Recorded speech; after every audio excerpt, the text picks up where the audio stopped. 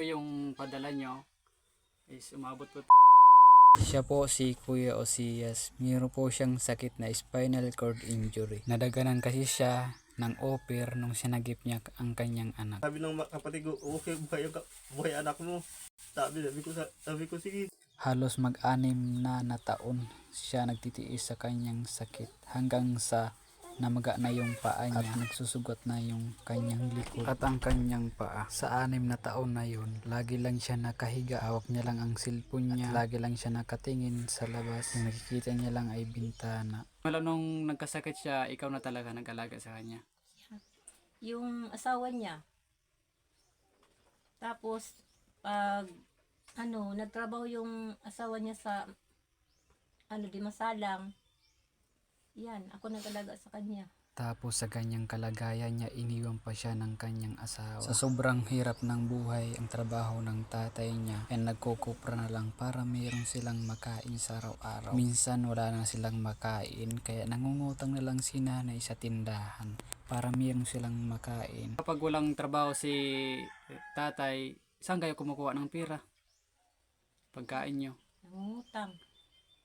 Nangungutang ng bigas sa mga nautangan ko. Kapag wala kayong mautangan, minsan ang ulam nyo, ano yung ulam nyo?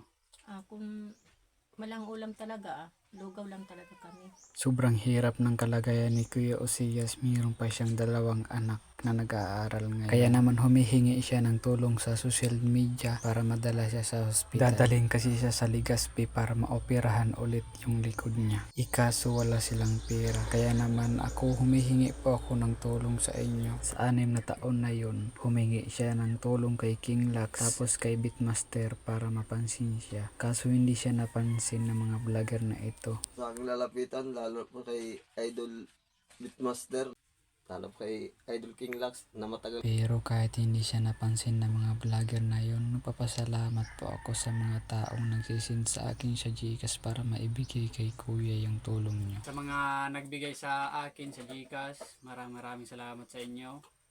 Maraming salamat sa tiwala dahil nag-send kayo sa akin sa Gcash. So, yung pera nandito sa akin, ibibigay natin kay Kuya ngayon. Ito po yung padala nyo. Bilangin natin kung magkano to lahat. Ito binigay ito ng mga naawa sa'yo sa kalagayan mo.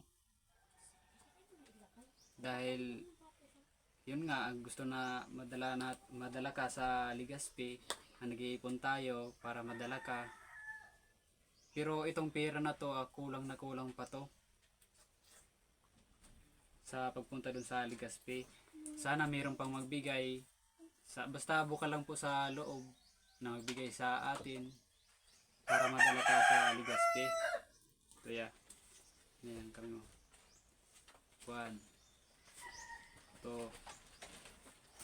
3, 4, 5, 4,850.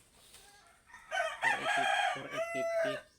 So yan lahat. Kung sino ka man po nag-send sa akin ng 1,000, maraming salamat. Tapos yung sa nagbigay din ng 500,